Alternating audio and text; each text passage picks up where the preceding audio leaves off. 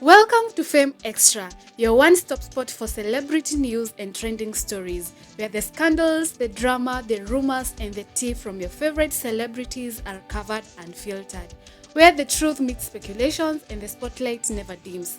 Don't forget to like, comment, subscribe, and hit the notification bell so you never miss an update.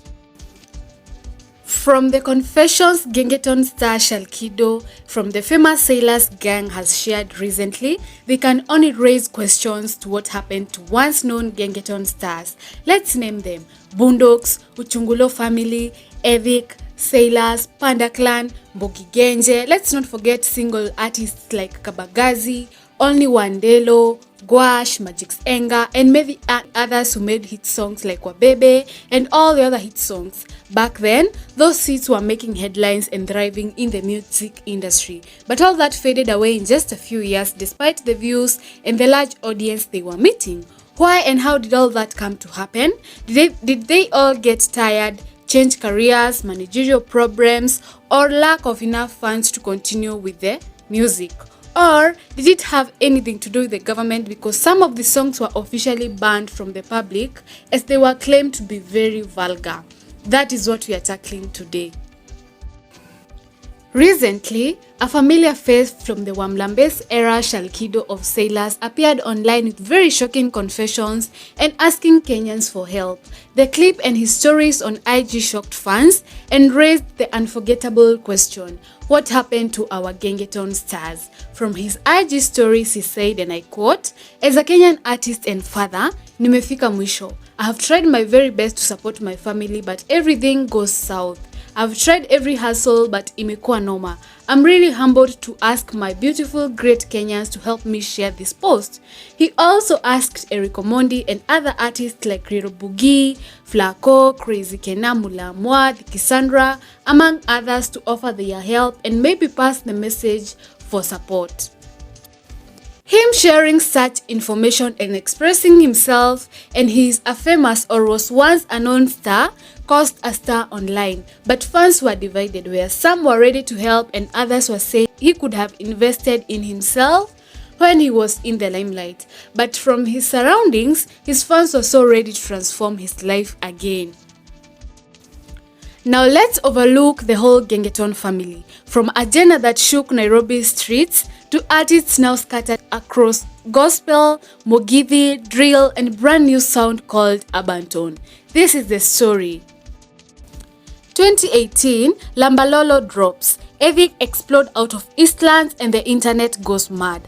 A year later, Sailors Wamlambes becomes a nationwide chant until regulators say not in public. Controversy kept fueling the frenzy. Evik's Tarimbo was pulled from YouTube amid complaints it promoted sexual violence. Another blow that also flagged how fragile the new fame was. That was just the beginning. Then the world shut down. Kenya's COVID curfew and bar closures crashed the club circuit. The lifeblood of Gengetone's show, gigs, and promo. Behind the scenes, paperwork problems spilled into public. Sailors versus their then manager Mwalimu Recho became a cautionary tale about contracts, channel ownership, and who controls the bag.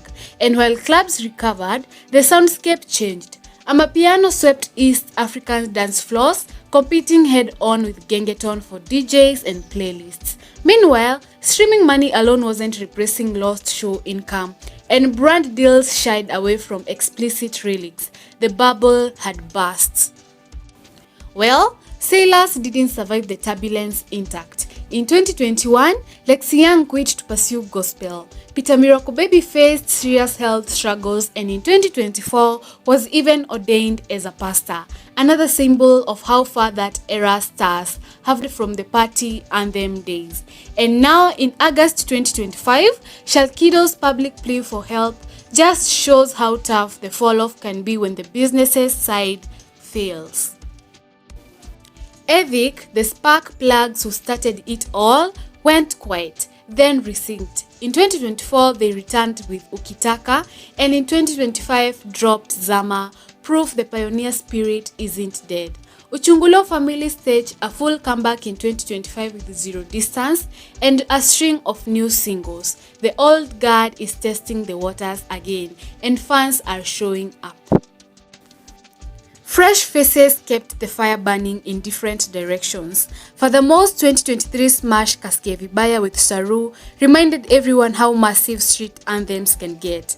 Real Search 2, think Wakadinali's dominance on streams, pulling youth energy towards a greater lane that still speaks Sheng and street life, and a hybrid sound emerged, urban tone, big on sampling and bounce, pushed by producers like Motif Didon and Soundcraft, and younger acts who grew up on Gengetone but wanted something new.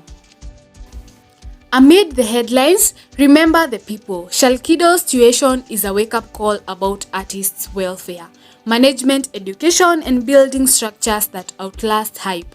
If the industry learns transparent contracts, catalog control, show infrastructure, Gengetone's next chapter can be bigger, smarter, and fairer. What do you think? Was Gengetone failed by the system, or did fans just move on? Drop your take below. If you want to deep dive in Urban Tone and read next time, hit the subscribe button.